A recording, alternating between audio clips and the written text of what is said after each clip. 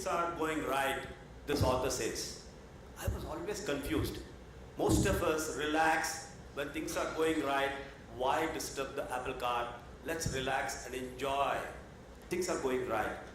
Then as I was interacting with people, then he started explaining that is the time where you can start taking risk.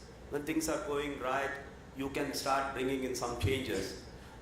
Then that's what we need to do. So change when things are going right, he says in his new book. And when I read his earlier book, Echoes of Footprint, he had said, success grows from the root, never from the fruit. Success grows from the root, never from the fruit. I always felt that he was born to succeed, not to fail. He was born to triumph, not to bow his head in defeat. He was born to trumpet victories, not whimper and whine.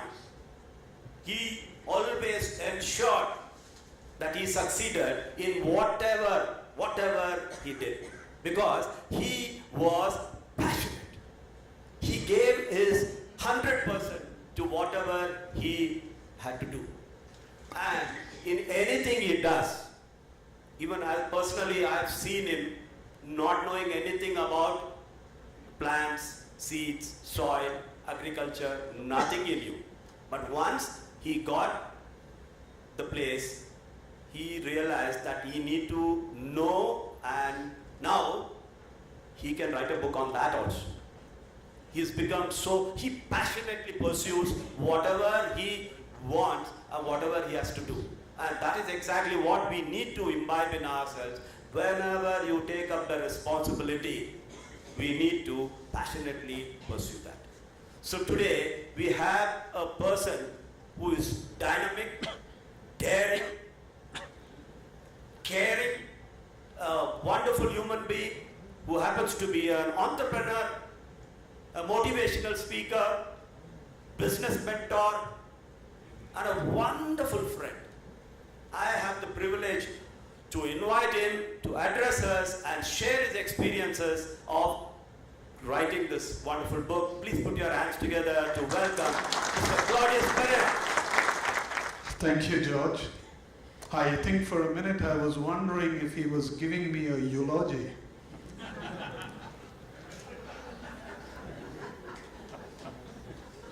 Not very long ago, I came to Bangalore with 10 rupees in my pocket. I had no friends, no money, no mentors, no contacts, and I was an introvert. But there's one thing I had which George said, passion. Passion and confidence. I come from a very poor family, a family of 10, with 7 brothers and sisters, with me being the youngest. My father was the lone working member of the family. He was earning 66 rupees a month. He found it very difficult to put food on the table. Many a times in the year, he would go to the pawn shop to pawn his mother's jewels to put food on the table. It was a very difficult way to live.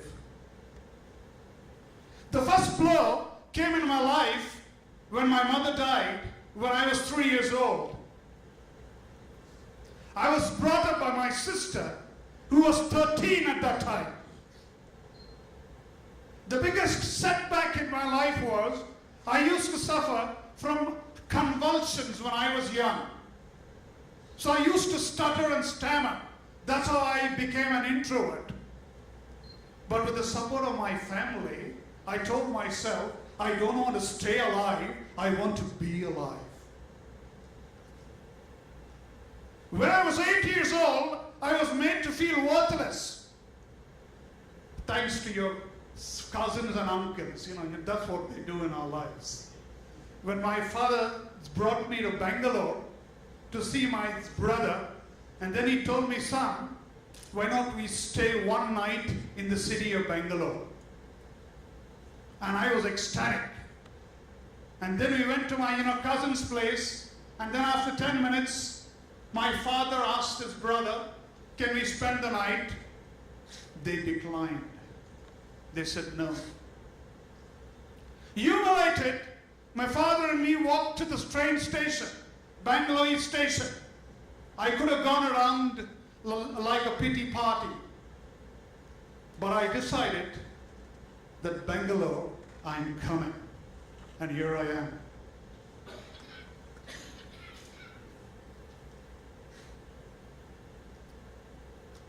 "1983, fast forward.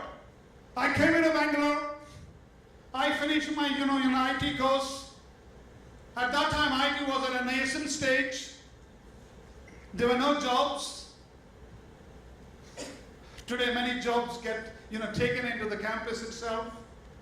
I went for 33 interviews in Bangalore. On the 33rd interview, I got the job as a marketing executive. I was very passionate about my job, but my boss was a marvelous guy. The first job he told me is, when you come back to office, when you come in the morning, you got to serve tea. So I started my career serving tea. Then he told me to type bills, so I became a typist. Then he said, you need to pack boxes. He actually taught me to pack boxes. And then he says, go and deliver these boxes, which I did. And I did everything with A+. So he made sure within 3 months' time, he didn't want me to do that job again. This is how I propelled myself in my life. In 3 years, I became the CEO of the company. That's how I see you. But this book is about you, CEO, not I, CEO. But as things were going fine, one day I heard my boss talking to his director. He doubted my, honesty. My brain contracted and my heart exploded. I wanted to go and lash out at them. How could somebody think that I could sell my soul for money? So I decided to quit. I, put in my papers. In 2 months, I trained my successor, and I decided to start business. Here I was, staying in a lodge in Sheshadripuram in Bangalore, sharing room, 6 rupees a day, common bathroom. And in the balance money, I was also helping my father, paying him back towards what he has paid for me for my studies. 1st of Feb, 1987, hired 2 tables, 6 chairs, took a telephone line tapping from my landlord. Claudius the entrepreneur was born. At first, it was extremely difficult. 70 square feet office, and you had to do all the jobs. So I thank my boss for teaching me to do typing, to pack boxes, because when you become an entrepreneur, you got to do all by yourself. And then in 11 months, we made enough money to buy a car.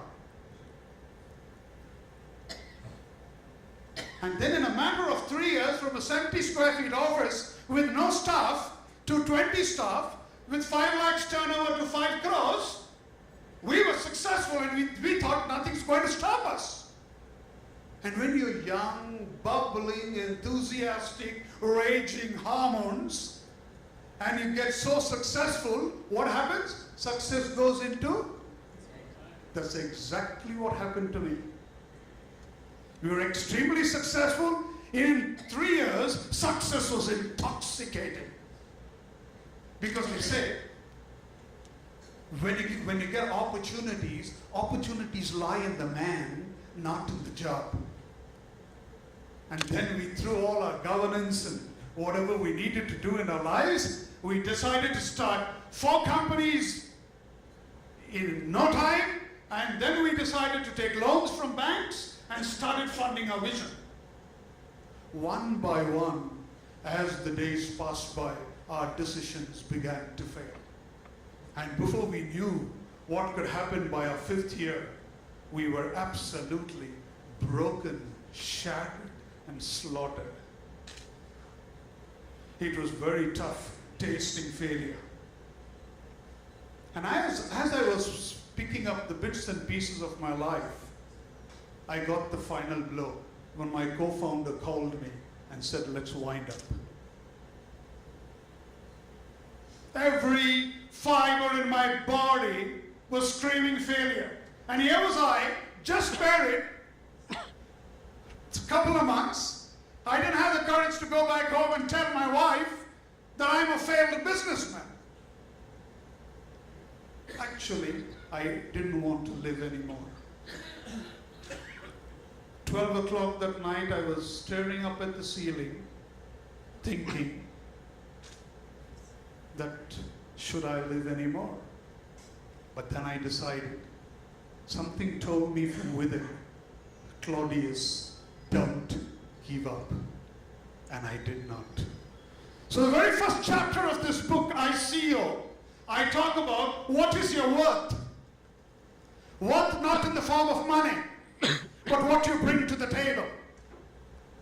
Your skill, your talents, your abilities, your family background, your health.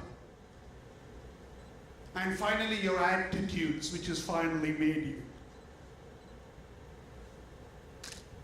Is who you are. The second chapter, I talk about, you don't get lucky, you got to create lucky. In the world we see today, people have to hire smarter people than them if you want to survive. And I love team building. And I pick it up from the Lion Kingdom. I love the lions in the jungle. They are fabulous team builders in the world. And that's what I put into my story as to how I build teams. Because we believe the more we give back, feedback, the more we learn.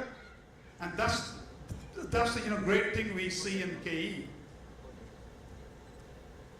Businesses don't fail, but people do. Because when we lost, we were in the right business, but we didn't do it the right way. And I go on to narrate the journey in business on all our failures, on what are the wrong decisions we done, and how we came back from that. And then the next chapter I talk with all my KE friends will like. I don't like cheaters. Some of them are laughing behind. Yeah? They're not cheaters anyway. Today it's so very sad that aren't cheaters prospering. Corruption is coming to the corporate world. And today it's cancer. This is what I see. And it is just unstoppable today. When is the right time to give back? Today we got the global chairman, Ivan, is here. Valerian Fernandez is here. He came across and he started, KE over here in, Bangalore. We network, we mentor, and that's exactly what we do in KE, where this forum was not available to, most of us in our lives. And there's one thing which I learned, the more you give, the more you get back. But basically, the many people I've come across in life, the first thing they ask, what's in it for me? First we should receive, then only we will give. So I think, most of the speakers who spoke today, so I think that's exactly what we have learned at KE. People may not believe what they see, but people will believe what you do. And this is what we do at KE today. I speak about, networking, how networking has benefited me in my life and the various ways of networking. Because they say if you want to go out and find a business friend, you will never find one. But if you go to be a friend, you will certainly find many of them around. And this is what we do at KE actually. The biggest highlight in this book, ICO, is after every chapter, there's something called an aha moment. There are 10 tackles. There are 10 questions which I've gone through in my life. which will possibly help a businessman. And those 10 questions are to be answered by you, though I give my point of view. Then on the last chapter, it's called ICO bonus. 27 years ago when I started. Thank you, Claude. And now you have again 5 questions to ask Claude. Your book, if you were to be, you say ICO to UCO, I see that there are a lot of members of our organization who are budding entrepreneurs. Some of us are blooming entrepreneurs. But my question to you is on behalf of the would-be entrepreneurs in our group. What would you advise a would-be startup in our group to look for that he can become like you? The first thing comes to my mind is I normally don't like to hunt alone. Because if you look at one of the biggest projects, the byproduct of KE, which the founder was Ivan Fernandez in Mangalore, I think we have such fabulous talent from 71 industries in KE. So the first thing I would do is, if I've got a brilliant idea, I think we got fabulous people where we can sit together as a part of our mentoring team, get people together, because I think from what we see, maybe for every one success, there are 99 plans which are still in the back burner. People keep it on the tip of the sleeve and wait. So I think what KE has today is the best thing is to come forward if we can have a forum where these thoughts and ideas can come out, because I think each one of us could be exclusive, but collectively we can be explosive. So I think we just need to come and just that first nudge and the first step, because as they say that a journey of 1,000 miles, the biggest test is to take the first step. And that is something I think I've come across of a lot of entrepreneurs saying, I've got this idea, but I don't have the money, I don't have the support. Or maybe the family itself says, why do you want to get in business? Look at Stephen Pinto. He seems to be, working, 7 days a week. He doesn't sleep. 6:30 in the market. In the morning. He's in the, fish market. But that's the passion. That's what you need to do. So you need to make the move. And what better place than KE? So don't wait. Time waits for now. Of being a giver, because I think KE has to do that a lot. And coming back to your previous point here about everybody being involved in, as an entrepreneurship, I see a lot of principals from the colleges here sitting next to me. And I think, apart from having something with the KE group itself, I think you should think seriously about tying up with the colleges and look at incubations, because if you look today, Harvard, Yale, Stanford, all of them, they're all tied up with academic institutions to kind of have some sort of incubation. And you've got them ready-made right next to us and all part of our fraternity. So I think if KE looks at this, what was your opinion on that? Joe, just before you came, we actually discussed this. Thanks to St. Joseph's College, we are going to start an entrepreneur cell there soon, like, Christ University. And I think we need to collaborate. We don't want to compete, and that's what KE is all about. And I think its president should, make note. The first person who's going to take care of this cell, entrepreneur cell, you must pick Joe. Dr. Joe is going to take care of that. And let's give Joe a big hand for that. Get hold